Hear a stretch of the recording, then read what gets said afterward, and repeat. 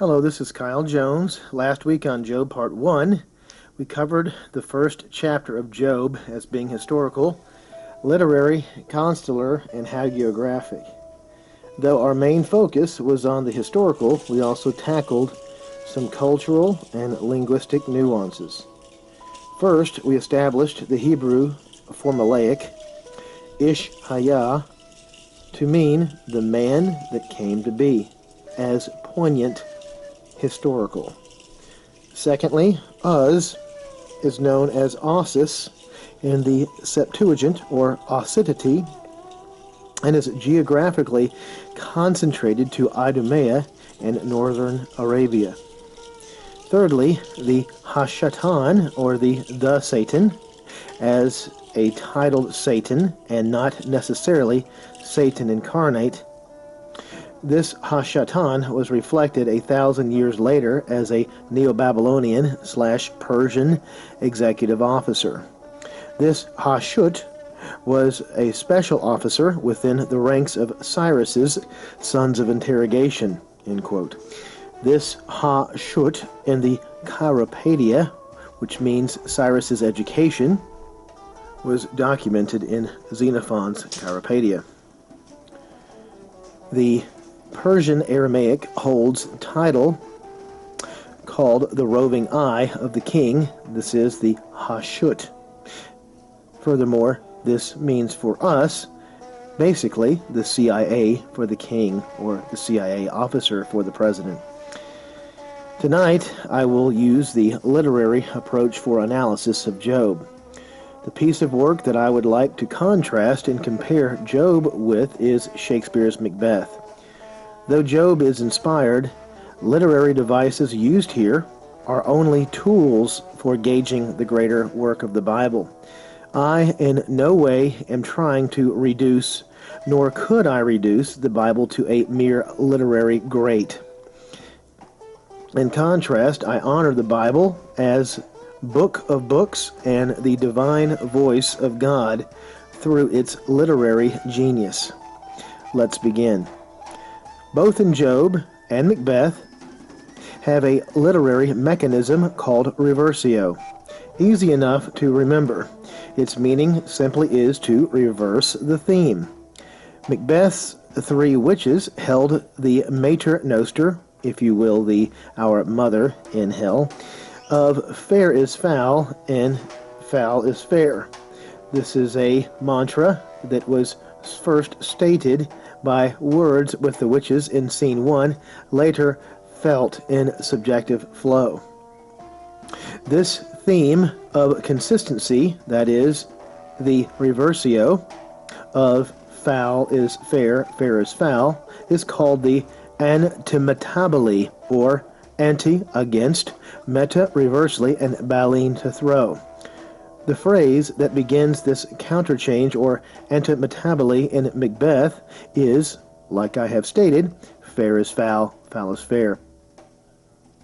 In Job, reversio began, I believe, immediately, because it already happened before it was written down as historical fact. The story itself is then what we call pluperfect, meaning this, a completely accomplished event that affected other historical events that are now completely accomplished themselves. But the transition of thought through the natural discourse came through in word and deed by Job's first wife in the story, and later Job's three friends. Both spoke for the Satan through the doctrine of legalism, dispensed by Job's three friends. As compared to Macbeth's three witches, they too spoke for the nature of temporality and its necessity to carry on the biological need. They were the voice of Hecate, the great diabolical feminine spirit. The witches spoke for the contract of fortune and all that fortune brings.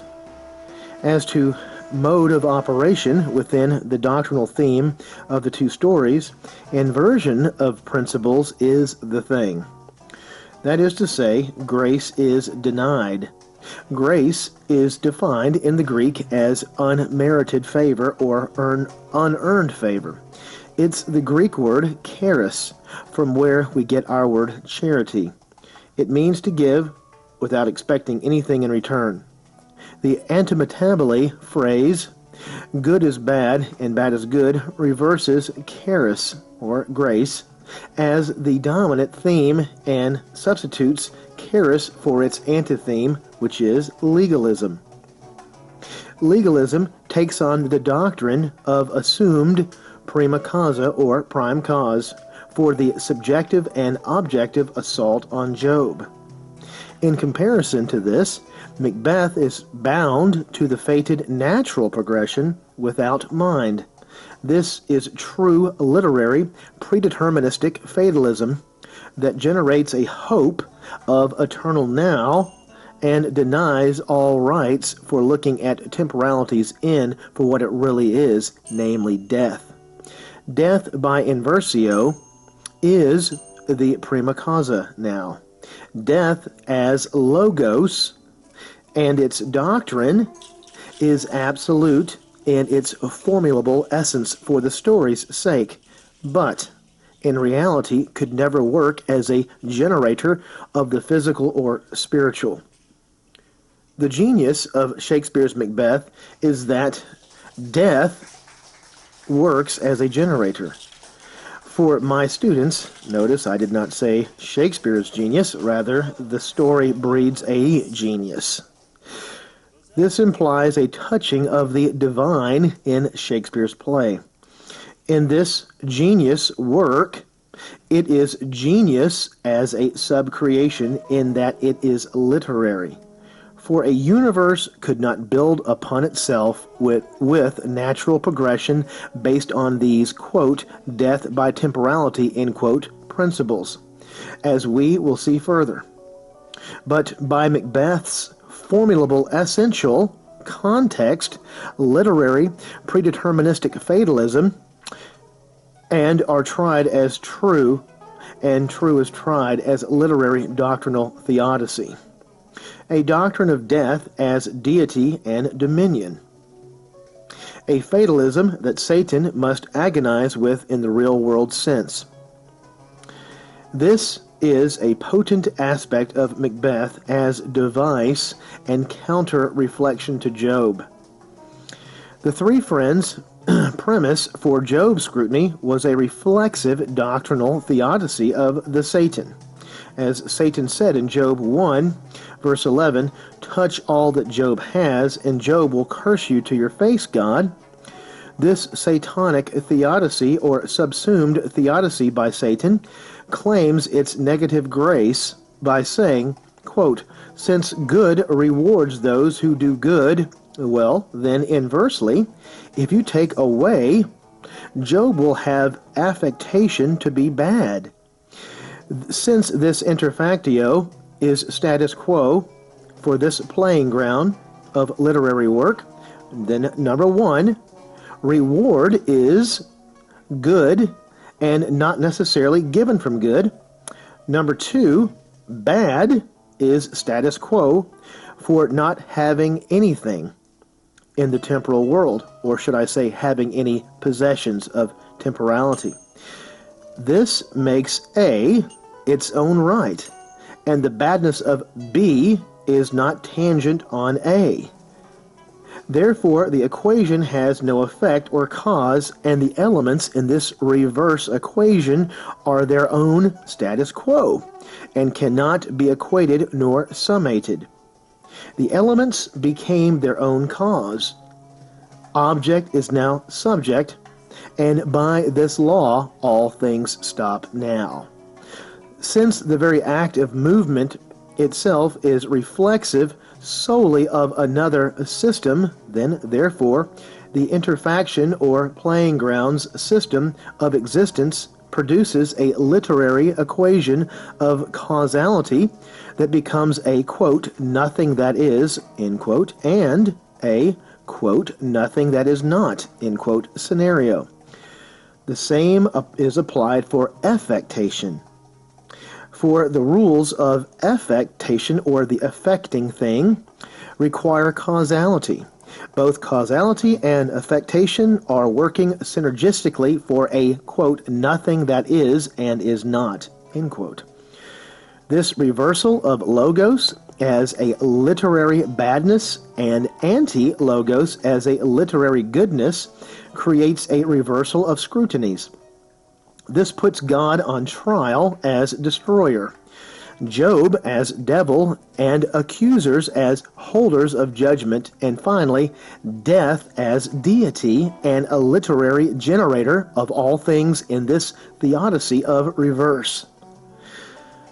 The good indictment against Reversio's equation is that the power that brought Reversio to hierarchy is the sole mover. Even though Reversio's evil is truly a detrimental evil and a reverse logic, morally or physically. In contrast to this negative grace, quote-unquote, demigod, death as archon, the laws of grace have a reverse correlative cause and effect between a transcendent God and temporal man in their tangent relation. The pivotal and tangential interfactio is a device in the middle of our literary equation to express confluence on the two distinct existences of death as ruler versus gracious sovereign God as ruler. It is the earthly realm of natural and amoral activity, that means without moral, good or bad, that becomes the interfactio, if you will, the litmus test field. This literary device, that is, the interfactio as playing ground, can be used to show the negative grace theme that Shakespeare has come upon by approaching the laws of grace. Satan says, "Touch Job and all that he has, and Job shall curse you to your face, God." Well, historically, as touching of Satan goes, in comparison of historical facts to literary means, we have in Macbeth a Satan spelled S-E-Y-T-O-N. This Satan being the armor-bearer and messenger to Macbeth concerning Lady Macbeth's suicide. For historical complement, the history of the Satans, as spelled S-E-T-O-N-S, were called in Scottish history as the, quote, Satans of Touch, spelled as former. They were and are still the hereditary armor-bearers to the King of Scotland and to the kings of Scotland. The peculiarity of choice in Shakespeare's naming his personal messenger an armor-bearer adds dimensional richness to the literary dimension, that is, the metalogue image, or mother stuff for imagination. We have metalogue plus image, etymologically speaking, the mother stuff of imagination. Hence, the word metalogue, if you will, is where we get the word material, the mother stuff. The historical Satans of touch are too close for comfort to be of an innocence in the interplay of Shakespeare and his entourage. Furthermore, this inversus shadows that of Romans 13, verse 12, 2 Corinthians 6, verse 7, Ephesians 6:1, and Ephesians 6, verse 13, as instruction to the Christian warrior to put on the armor of God. In the equipping of Macbeth with an armor that is worn to be his fatalistic and decimated end. Furthermore, this armor cannot be penetrated by temporal men or of woman-born men, quote-unquote. Only until the fated and final battle with Macduff, the man not of woman-born, will Macbeth see his fated end. Ultimately, Shakespeare's device leads us to the portent of Genesis 3:15, that is, the fated serpent's final assault on Christ's triumphant coming. As Macbeth is to the Nakash, or Satan, in the Garden of Eden, Yahweh spoke to Satan concerning Satan's end by the Messiah. So does the witches announce the portent, or the end of future, of Macbeth. By this, Macbeth knows his end. Still, as Satan of the garden continues his fated journey to his final destination, Macbeth himself in full battle array against the Birnen Wood, that is, the triumphal army of Scotland, to Macbeth's own destruction. The temporal affectation, or affection, by default of the natural and temporal reader, that would be you and me, is divisive for the subtle test in both stories as to whose side the reader is on, because it is a natural inclination to want to rest in the riches of the world. Both stories, Macbeth and Job, warn against this natural affection. Both stories warn of the math of natural desire and natural thinking. The natural avocation is to ask, is it not so easy to take Macbeth's side as well as the wife of Job concerning success in real estate ownership? Once again, both stories use the seemingly innocent view of stuff and things to actually be good. And so it may be. But good isn't the problem. Both stories show that good things become the focus. I say again, the good things become the focus. This idolatry becomes subjectively more obvious in Job as the three friends and Job's wife view the loss of temporal things as a natural satanic act. And I say again, natural satanic act, not moral. This view is also inverted, that God is not in control if Satan is naturally acting out. And by this premise, God would not be sovereign if this is the case, but rather an agent of chaos and diminution. Both Macbeth and Job were undeservingly given a fate. For Macbeth, a common foot soldier, the fate was his end. In Job, the fate was the undeserved punishment. But the sovereign grace, which differs from fate, both saved Job from fate, held Job together as doctrine, and was the salvific divine expression of God on Job. While Job carried grace as his weapon against the trial, Macbeth became the fated one, who was divisive in the trial against Job, the Job character Macduff. It was Macbeth who fulfilled the prophecy as Satan of Genesis 3:15. That is, the serpent whose head was bruised while bruising the heel of the Messiah. In Macbeth, the Messiah figure. Interestingly, this messianic figure found in Macduff supersedes that of the pagan's hero title. This supersessional term, man not of woman born, or the semen dispenser of hope, not to receive but to give and procreate, gives a refreshing sense of the new hero in literary terms. This old biblical term, Son of Man, now becomes complemented in a newness of literary meaning. As the Hebrew custom is to carry on the name of the man, we have this custom in the heathen's line of progeny as well. Taking the higher ground, that is, the spiritual, Jesus was always as he was, and never did he have a temporal mother in his fullness of majesty. It was only the flesh on Jesus that was of woman born, that is, of Mary in the physical sense, and this woman-born man, Jesus, suffered and died, but not the essence, not the spirit. The essence is the same in all who have identity in the fullness of Christ. Job, spiritually, was not of woman born due to his rejection of receiving and giving based on another's work, or his own work. Yet, in Job chapter 14, we see Job's speech concerning the temporality and sureness and destruction of being woman-born. As the Bible is its own glossary, I use the Bible for the standard for all terminologies. Job states the laws governing the title of woman-born as follows in Job chapter 14. Quote, "Man born of woman is of few days and full of trouble. He comes forth like a flower and is cut down. He flees like a shadow and does not continue." End quote. This passage continues to set the power of limitations for better definition concerning the title, quote, man born of woman, end quote. Please read Job 14. In contrast to Shakespeare's Macbeth, Macduff, due to his mother's breached birth, held a contrasting title called Not of Woman Born.